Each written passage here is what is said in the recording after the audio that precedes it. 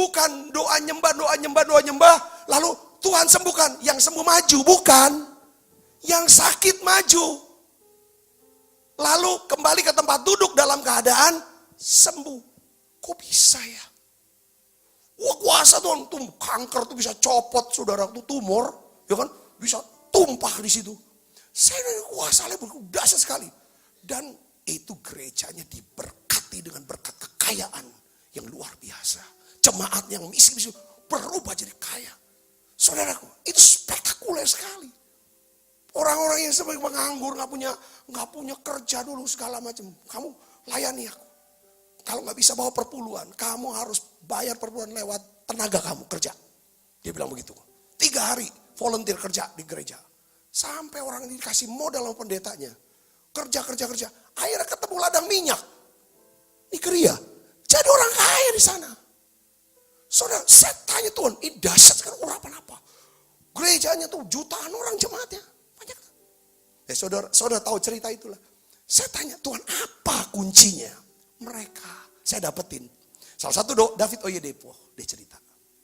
Saudaraku, Sandi Adelaja dia cerita. Ceritanya sama, itu orang-orang Nigeria. Kalau Sandi Adelaja di Ukraina, di Kiev. Dia orang hitam, saudara, melayani orang putih, jemaatnya orang putih semua. Kita udah tahu ya, udah kenal Pak Ali, kita pernah ketemu beliau. Saudaraku. Mereka bilang begini. Setiap kali mereka memulai pelayanan. Setiap kali mereka memulai tahun atau bulan yang baru. Mereka tuh naik ke atas gunung. Hanya doa, puasa, sama firman. Firman itu dibaca, diapalin, dipikirin, direnungkan, dipercayai. Dia percaya semua kata-kata firman ini sampai hilang keraguan-raguan. Sampai hilang keraguan-raguan. Punya keberanian untuk percaya. Oh, itu caranya. Sampai total. Apa yang ini tertulis di Alkitab, itu dia ucapkan, itu dia lakukan. Itu kekuasaan. Jadi saya mulai nangkap. Memang benar. Ibrani 4 ayat 12 coba kita baca. Sebab apa?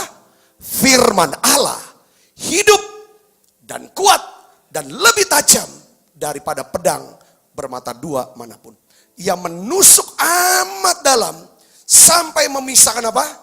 Jiwa dan roh, sendi-sendi dan sumsum. Ia sanggup membedakan pertimbangan dan pikiran hati kita. Membedakan pertimbangan dan pikiran hati. Ini firman luar biasa. Firman yang gimana? Ya firman yang dibaca, diperkatakan, dihafalkan, didoakan, dipikirkan, didoakan, direnungkan, dan dilakukan. Itu jadi, emang kalau udah terima firman, sebenarnya kita terima Allah. Dengan segala kepenuhan Allah. Kasihnya, kuasanya, segala macam. Mujizatnya, semua. Itu saudara. Nah, saudaraku yang Kristus, saudara bisa bayangkan sini. Coba pikirin. Kalau saudara punya sebilah pedang dengan mata setajam silet pada 2 sisinya dapat menimbulkan kerusakan yang serius. Saudara bayangkan itulah firman. Saudara, kalau kita mengenal firman, kita percaya kepada kebenaran firman, kita tunduk kepada otoritas firman, kita memakai firman untuk melawan musuh kita, saya yakin musuh pasti kalah. Yang percaya katakan amin. Musuh pasti kalah. Ya kita harus belajar bagaimana memperkatakan firman ini kepada siapa? Kepada iblis. Saudara tahu ya kenapa kok orang bisa jatuh untuk mau bunuh diri. Karena dia udah gak berdaya lagi. Dia gak tahu mau buat apa. Mau ngambil keputusan. Itu cara iblis saudaraku. Serangan iblis adalah saudara, dia akan buat kita gak bisa ambil keputusan. Atau kalau toh kita ambil keputusan, dia buat keputusan kita itu salah yang mengakibatkan kita gagal dalam keuangan. Hancur keuangan kita. Hancur semuanya. Itu jerat setan. Tapi kalau saudara dan saya punya firman, katakan amin. Mengerti firman, percaya firman, tunduk kepada firman, kita pakai firman untuk lawan daripada iblis. Saya yakin firman ini akan jadi hikmat Allah. Katakan amin saudara. Sebagai senjata yang akan sangat mematikan bagi iblis. Saudara yang mengerti katakan amin. Yang mengerti katakan amin. Efesus 6 ayat 17, coba kita akan lihat di sini saudaraku. Dan terimalah ketopong apa? Keselamatan dan pedang roh, yaitu firman Allah. Saya cari saudara pengertian, apa sih arti daripada pedang roh, yaitu firman Allah. Saudara, saya dapetin satu pengertian yang artinya secara praktis dalam kehidupan sehari-hari. Begini saudara, pedang roh, yaitu firman Allah. Bahwa saya percaya, ini artinya gini, Roh Kudus dalam diri kita, Roh Kudus dalam diri orang percaya, ya kan? Dia tahu persis ayat apa yang harus digunakan dalam suatu situasi tertentu. Roh Kudus dia tahu benar saudara, tahu persis. Ini serangan ini jenis apa yang sedang iblis lancarkan buat kita, ya kan? Lalu pakai firmannya tuh apa? Saudaraku yang Kristus, contoh begini. Ketika kita sedang menghadapi goncangan dalam ekonomi, tiba-tiba iblis tuh serang kita dalam bentuk apa saudara? Satu ketakutan dan kekhawatiran. Pasti kita akan kekurangan. Pasti kita akan jadi begini dalam hal keuangan. Nah, kalau saudara punya hubungan dengan roh Tuhan, saudara dan saya suka doa, suka berdoa, suka doa. Kalau doa, saudara doa Tuhan. Ya kan, hikmatnya apa? Nanti Roh Kudus dia akan berikan ayat apa? Ketika Tuhan suruh kami nabur, ambil tabungan untuk sekolah anak-anak. Lalu berikan untuk pembangunan gedung gereja. Karena jumlahnya sangat besar. Lalu kita berpikir, saudaraku, nanti kalau kami butuh untuk anak-anak sekolah, bagaimana? Betul tidak saudaraku?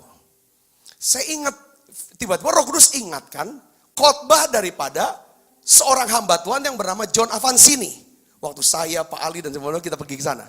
Dia bilang begini, kalau Tuhan suruh kamu memberi, jangan tunda. Kalau tunda, kamu beri kesempatan setan bicara banyak kepada kamu. Sehingga kamu gagal melakukan firman Tuhan itu. Itu betul. Saudaraku, akhirnya kami doakan. Saya ada kekhawatiran. Lalu Roh Kudus ingetin saya satu ayat. Apa saudara?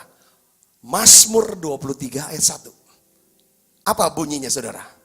Tuhan adalah gembalaku, takkan kekurangan aku. Ya, kuasa firman ini. Ini saya mau bicara tentang firman itu seperti pedang yang bermata dua. Dia adalah pedang roh, yang artinya bahwa kalau saudara suka berdoa, saudara punya hubungan dengan Roh Kudus, dengan Tuhan, maka ketika saudara menghadapi situasi tertentu yang membuat saudara ragu, khawatir dan takut, maka dia akan ingatkan kita ayat firman Tuhan apa, ya kan, yang saudara harus perkatakan itu. Amin. Saudara harus percayai itu. Waktu saya dapetin ayat ini, Tuhan adalah gembalaku, takkan kekurangan aku. Lalu diajarin sama Roh Kudus, sama Tuhan. Kalau Sabta hambaku, kalau engkau jadikan Yesus sebagai gembalamu, maka kamu tidak akan kekurangan. Kamu tidak akan kekurangan sepanjang Tuhan adalah gembalamu. Katakan amin saudaraku. Di situ kami bilang, ya kami ambil keputusan. Kami lakukan itu, firman itu. Ibu bapak ngerti sini katakan amin. Ketika tiba-tiba kita kena sakit, panik kita, doa, pasti Roh Kudus akan beri kita pedang rohnya. Yaitu dia kasih ayat firman Tuhan. Yang saudara sudah sering dengar, saudara sering tahu itu. 1 Petrus pasal 2 ayat 24. Oleh bilur-bilurnya kamu telah disembuhkan. Katakan amin saudaraku. Firman ini saudara doakan, saudara perkatakan, saudara dengar kesaksian-saksian, bagaimana orang-orang disembuhkan, ya kan, oleh karena kuasa daripada firman Tuhan, kuasa kesaksian. Saudara renungkan, resapi firman inilah jadi senjata. Senjata peperangan kita yang mengandung kuasa Allah. Ibu bapak yang ngerti sini katakan amin. Katakan amin. Nah, di dalam Lukas pasal 4 saudara, Yesus itu dibawa oleh Roh Kudus ke padang gurun. Lalu sementara dia ada di padang gurun, iblis datang mencoba Yesus. Saudara masih ingat gak ceritanya kisah itu? Iblis berkata, jika kamu anak Allah, ubah batu jadi apa? Jadi roti. Apa yang Yesus buat? Roh Kudus ingatkan Yesus tentang ayat dari kitab Ulangan, bahwa manusia hidup bukan hanya dari apa? Roti, tetapi oleh apa? Setiap firman yang keluar dari mulut Allah. Katakan amin saudaraku. Katakan. Semakin banyak firman yang saudara masukkan dan saudara hafalkan. Saudara pernah doakan tiap hari firman-firman yang baru. Peristiwa-peristiwa, kejadian dari firman, saudara-saudara renungkan itu prinsip-prinsipnya. Dan itu merupakan satu senjata peperangan yang luar biasa dalam hidup saudara. Dan itu akan keluar, ayat itu saudara, sebagai satu kuasa yang dahsyat. Ketika saudara menghadapi satu situasi, serangan-serangan daripada si iblis. Tidak mungkin ada orang mau mati bunuh diri kalau dia bisa pakai senjata yang diberikan Allah kepada dia. Yaitu apa? Firman Allah. Kalau saudara punya firman, banyak orang punya firman. Dia miliki firman tapi dia gak pakai firman itu. Banyak orang punya senjata tapi gak pernah dipakai. Ketika ada serangan, dia gak pakai senjatanya. Bagaimana caranya saudara bisa pakai senjata? Caranya gimana? Perkatakan. Katakan amin saudara. Perkatakan firman itu. Doakan firman itu. Katakan amin saudaraku. Saudara bisa berkata pada diri saudara. Perkatakan pada iblis itu. Perkatakan pada keadaan saudara. Perkatakan juga kepada Tuhan. Ibu bapak yang ngerti katakan amin. Sesudah iblis mengakhiri semua pencobaan itu, apa? Ia mundur daripadanya dan apa? Menunggu waktu yang apa? Yang baik bagi siapa? Bagi iblis. Waktu yang tidak baik buat itu. Waktu kita capek, lagi sebel, lagi kesel, lagi sedih, lagi benci, lagi kecewa, lagi sakit. Ya dak? Nah itu. Dia datang lagi. Jadi menang hari ini, besok belum tentu. Oleh karena itu kita harus waspada. Kita punya senjata. Senjata kita doa dengan firman. Katakan doa dengan firman. 1, 2, 3. Berdoa dengan firman Allah. Katakan amin. Kalau saudara tahu firman, saudara doakan apa yang saudara tahu dari firman Allah itu, itulah senjata kita. Katakan amin. Nah itu dia. Yang saudara tahu, roh yang ada dalam diri saudara lebih besar daripada roh yang ada dalam dunia ini. Katakan amin. Iblis sudah dilucuti oleh Allah. Ya kan, oleh dari kematian Yesus di atas kayu salib. Yesaya katakan setiap senjata yang ditempa, ya kan, oleh musuh, oleh iblis. Musuh kita iblis ya, itu tidak akan mempan buat saudara. Saudara, kalau saudara punya hubungan dengan Yesus, saudara suka berdoa, suka dan percaya akan firman Allah, dengar baik. Semua guna-guna, teluh, jampe-jampe, mantra-mantra, supaya toko saudara sepi, supaya hidup saudara hancur, tidak akan berlaku dalam nama Yesus. Beri tangan yang meriah bagi Yesus. Saudara jangan mau percaya dengan omongan setan, omongan iblis, lewat mulut manusia. Kau caknya kena guna-guna. Sepanjang saudara adalah anak Tuhan, ya kan, yang mencintai Tuhan, saudara penuh firman, punya firman Allah. Setiap hari baca firman, hafalkan firman Tuhan. Dengar baik saudaraku. Saudara, ya kan, Alkitab katakan, semua itu tidak mempan. Karena saudara punya senjata peperangan. Katakan amin. Perkatakan, jangan diam. Kalau ada sesuatu yang mencuri sukacita, mencuri damai sejahtera saudara,